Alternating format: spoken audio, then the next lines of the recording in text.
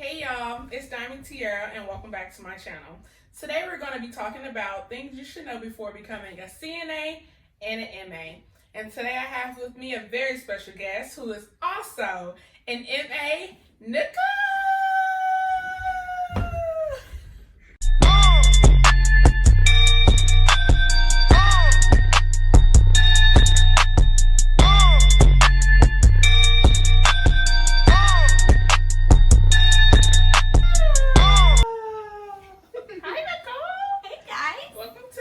Channel. Hey channel. Okay, we're just gonna jump right into the video. Okay, so the first thing I wanted to talk to them about is schooling. So as an MA, how much schooling did you need? Okay, so the school that I went to, it required you to be a CNA first. I know if you take the class at a university, it'll be like 6 months. But the school I went to, you had to be a CNA first, which took like, what, a month? It was a month. I went to the same school she went to. So yeah, so it took like a month. And then I had to be a PCT, which took about 2 months. And then that's when I could be an MA, and that took about 2 months as well. So what is that, 5 to 6 months? So same as if you would go to like Clayton State or something like that. When I took my CNA class, I only had to do, it was a month long.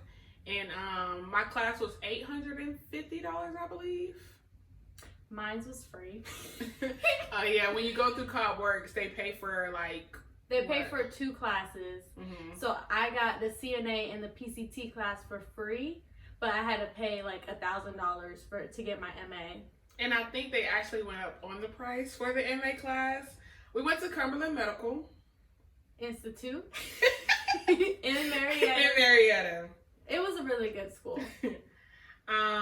If you want to be a CNA, you have a CNA. If you want to be a nurse, it's required that you become a CNA first at most schools. Just a heads up for anybody who's in nursing school or has a nursing interest. Become a CNA first, learn a job, learn what you have to do. That way, once you actually become a nurse, you won't be like, what is this? You know? I don't know how to clean people up. Basically. Also, when you take the class to become a CNA, you don't need, for Wellstar, you don't need to become a PCT or you don't need your EKG certificate. An EKG is like this little 12 lead thing that takes a picture or like rhythms of your heart or whatever. But they teach you all of that stuff if you work in the hospital. Well, at Wellstar. At Wellstar. Because I worked at Emory as a CNA/PCT. It's the same thing. And they didn't teach us anything because they had their own team to do that. Like they had their own IV team, their own EKG everything. team. Emory has they have a person everything. for everything. So your responsibility really is to clean up your patients, help them go to the bathroom, and take a bath if they need a bath. Period. At Wellstar, you're required to do EKG. You're required to bathe the patients. Everything under the sun. So if you want to know how to do everything, go to Wellstar. If you want to be lazy, go to Emory. Go to Emory. But seriously, that's really what it is. And then I do know at Wellstar, if you work in the emergency department, it is good that you have your PCT because the only difference between a CNA and a PCT is the PCTs can draw blood. And you do that at Wellstar. But not at Emory. You don't need a stethoscope at all. I spent $60 on a nice, pretty, pink, nice name brand stethoscope. I'm like, yes, I got my CNA. I'm about to be listening to people's hearts. You don't need that at all. But as a medical assistant, you will need a stethoscope. Now, most practices have stethoscopes for you to already use, but I mean, if you want your own, get your own. And then see at Wellstar, they have disposable ones. So you still wouldn't even need it because they have some in the supply room for like isolation rooms and stuff like that. So you don't need a stethoscope at all. Basically, as a CNA, your main role in the hospital, like we said, is cleaning patients, private areas, shaving patients. What else have you done in the hospital? Like CNA wise? Yeah. Feeding. You have to feed the patient. Yep. If they pass away at Wellstar, you gotta clean the bodies. Gotta clean the bodies. At Emory, I mean, I don't want to say you don't have to clean the body, but they also do have a team to do that for you. Depending on the time of day that you work. Depending on the time of day. Because I'm pretty sure day shift they have some people, but I have had a death experience, surprisingly, 2 in the same night when I was at Emory, and I did have to clean both patients. Okay. Because it was night shift, it's not that many people in the hospital at the time. Yeah, right. Gotcha. So you definitely have to do that. So be prepared for that because it's a lot of that. And then I feel like at nursing homes, it's probably like cleaning patients times 10 because everybody at a nursing home is nursing home material. I don't want to say, you know. People at the hospital, you can have a self-care patient, or you can have a total care patient. Like, somebody could be walking around doing whatever they want, but then in the next room over, they'll be just laying there. They can't move at all. And you have really big patients, 500, 600 pounds. And these nurses won't help you half the time. I will say that. It depends on where you go. It depends on where you go. It depends on the floor. That too. It really on the does. Floor. What else do we need to tell y'all? They do have companies that allow CNAs to travel. I looked up one company. I can't think of the name, so I'll leave the name in the description box below. But you can like go to Hawaii, Colorado, South Carolina was on there. I remember talking to this one guy. He actually went to work for the company. He was in Hawaii for 6 months.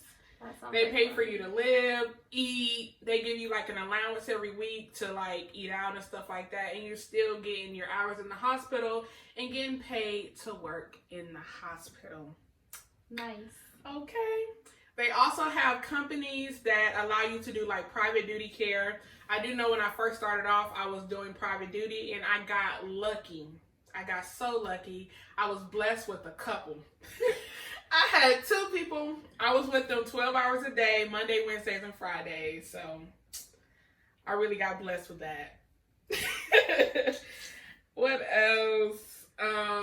So can you tell us a little bit more about a medical assistant versus a CNA? Okay, so we already told you basically everything a CNA does. A medical assistant, they also draw blood, but thankfully where I work, it's a pediatrics office, so we don't have to draw blood. We just do like a little finger stick. Yay, because I'm really bad at drawing blood. We give vaccines.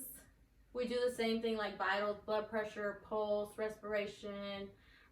We do height and weight. I know as a CNA in a hospital, you don't really do height and weight. It's like rare. Like it's like new patient, new admission, or like they need a daily weight because I know at some hospitals, some patients need daily weights. We do sutures. We do wound care if need be. They do toenail removals. Yeah, we do a lot of nasty stuff.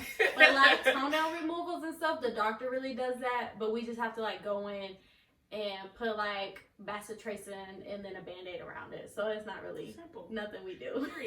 It's so easy. And they also don't hire CNAs in doctor's offices. So just in case y'all was like, I can become a CNA, work in this little doctor's office Monday through Friday, call it a day. No.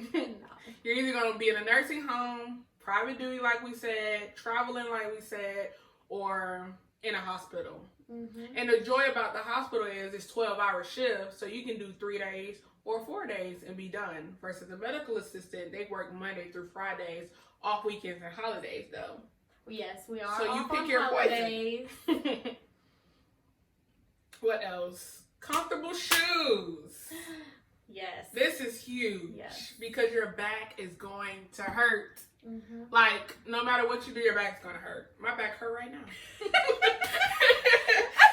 It does. Mine does. My back hurts right now.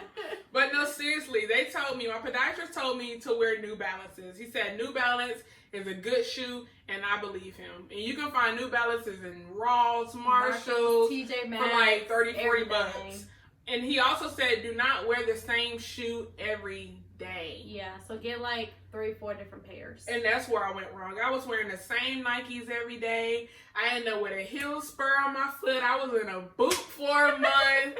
Back still was hurting. They were still working me at Wellstar. I got pressure. But no, seriously, like, your feet are going to hurt. So wear comfortable shoes and don't wear the same shoe every day. A lot of the nurses wear those big clogs. Me personally, those aren't comfortable. I just don't like the way they look. And they're ugly. They're ugly to me. They're not comfortable. So I don't wear them. But a lot of nurses do wear them. People say that, oh, you just gotta break them in. I shouldn't have to break no shoe in Exactly. to wear it. I need to put the shoe on. Shoe needs to be comfortable. Exactly. Period. And Adidas are really comfortable too. I wear Adidas to work. I got them at Ross for like $10. They were Oh, wow, really? Yes. Yeah. I found my New Balances at Marshall's for like $30. Yeah. They're perfect. And they're perfect. And they're, even if they wear out, I can just go get another $30 pair of shoes versus these clogs, which are like $100, $150. No, dead, not happening. Nails. You cannot wear fake nails. No acrylic nails. You can have gel paint. Look. Our nails are, well, my nails aren't done. Mine are gel paint. Let's zoom in. New colors. New colors. What else you can't have? You can have S&S. But on just your like, real nail. yeah, on your real acrylic. nails. No acrylic nails. And I don't know why. Because I have worn acrylic nails before. Well, they say it's because if you're doing wound care and you have bacteria in your nails, bacteria can transfer onto the patient. But and you're then wearing gloves. That's true, but that's what they say. Yeah. They say bacteria can transfer from patient to nail or nail to patient, and you don't want a bacteria on your fingernail. Yeah. And it also depends on the hospital too, because when I was at Wellstar, I ain't gonna lie, I had acrylic nails and my nails stayed done, like, and nobody ever said anything to me. Yeah. And that also goes to like nose rings and stuff. I thought working in the hospital you couldn't have no facial piercings, like not all these gauges and stuff in your ears. Mm-hmm. The people you will see. The people you will see. Let's just leave it at that. Yes. But yeah, so no fake nails, gel nails, or S&S nail polish. Gel nail polish, not on your gel nails. On your nails. Polish. For actual nails, yes. Period. Watches are a good thing to have because for whatever reason, somebody literally always says, you know what time it is? Like, I don't know what it is, but I always get asked this question when I go in patient's room, like, what time is it? But most of the time they don't know because they're in rooms all day. Right. They're in a hospital all day. Mm-hmm. They don't just look at the wall and look at their clock. They ask you because They can't read the clock. you the tech, you the nurse, you the doctor. You're going to be everything when you go in a patient's room. Mm-hmm. But yeah, watches are something really good to have when working in the hospital with everything. And military time. It's good to know your military time when working at night. Because when you're charting, the times are in military time. And the easiest way to remember military time, let's say it's 1900. Put up 9 fingers, subtract 2, it's 7 o'clock. Period. Period.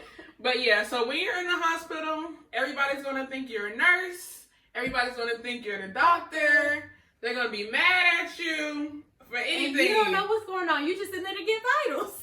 Period. Hi. I asked this one man, I was like, how was your day? He was like, it wasn't that good. I was like, well, I hope we have a better night. He was like, yeah, if y'all leave me alone. Ooh. And I had just got to work. I just got to work. I'm like, yeah, I know. I said, they don't let y'all sleep they don't let the patients sleep in the hospital. They really don't. That's See, really the difference sad. between night shift at Wellstar and night shift at Emory. At Wellstar, we took vitals at 7 o'clock and 12 o'clock. Something like that, 11, 12 o'clock. 7 p.m., 12 a.m.? Is that what you mean? Yeah, something like that. I think it was 11. Something like that. We only took it twice. Okay. At St. Joe's, we take it every 4 hours. So it's 3 times, right? Yep, so it's 3 times. So we waking them up at 12 o'clock in the morning. We waking them up at 4 o'clock in the morning. And these people just want to sleep. Mm-hmm. But they can't. So, yeah. That's pretty much it. If y'all have any more questions, y'all can follow me on social media. Y'all can follow Nicole on social media if y'all want to, okay? All our information will be down in the description box below. Make sure you like this video up, give it a thumbs up, subscribe to my channel, and be looking for more videos. Yes, sir. And thank you for joining me today in my video. You're welcome. Bye.